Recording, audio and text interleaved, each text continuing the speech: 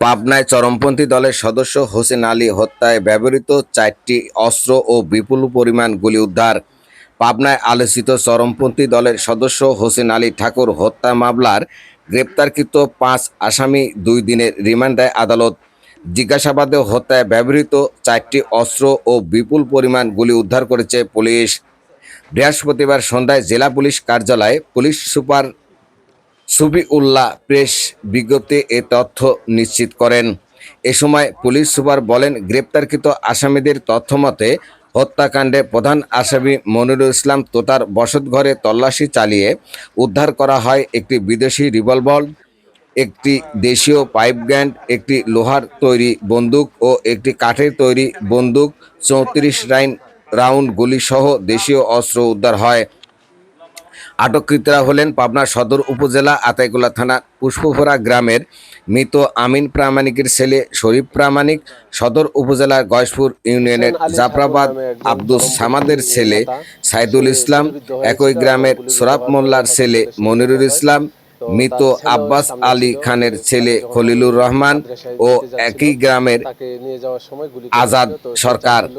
এই অভিযানে তত্ত্বাবধানে ছিলেন অতিরিক্ত police super crimes and ops Rezunur Rahman, জেলা পুলিশ গোয়েন্দা শাখার ভারপ্রাপ্ত কর্মকর্তা রাশিদুল ইসলামের নেতৃত্বে এসআই বেনু রায়, এসআই জাকারিয়া মাসুদ ও এসআই মাহিদুল ইসলাম এই অভিযানে ছিলেন।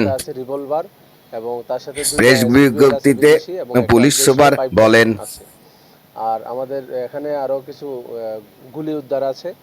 18 রাউন্ড গুলি হচ্ছে কার্তুজ, আর 6 রাউন্ড হচ্ছে তাজা বুলেট, এবং এখানে 8 রাউন্ড আছে 303 রাইফেলের গুলি, এবং 2 রাউন্ড আছে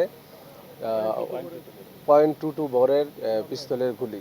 তো এগুলো আমরা উদ্ধার করি। প্রচুর দেশীয় অস্ত্র উদ্ধার করা হয়। এগুলো তার 2 জায়গা থেকে আমরা উদ্ধার করেছি। একটা হচ্ছে তার বসত ঘরে, তার দেখানো মতে তার আলমিরা সরিয়ে আলমিরার নিচে মাটি খুঁড়ে একটা বস্তা থেকে কিছু উদ্ধার করেছি।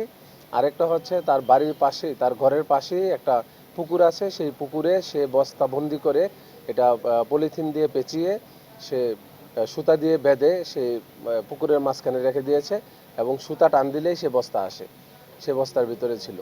তো আমরা 2 জায়গা থেকে এগুলো উদ্ধার করেছি, তার বাড়ির আঙ্গিনা থেকেই 2টাই উদ্ধার করেছি, এবং 2টা থেকে এই অস্ত্রগুলো আমরা পেয়েছি।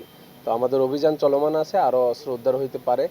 তো আজকে প্রথম দিন রিমান্ডের, দ্বিতীয় দিন যখন আবার জিজ্ঞাসাবাদ করব তখন তাদের জিজ্ঞাসাবাদে যদি আজকে শেষ দিন, আজকে শেষ দিন, আমরা 2 দিন জিজ্ঞাসাবাদে তাদের এই অস্ত্রগুলো পেয়েছি।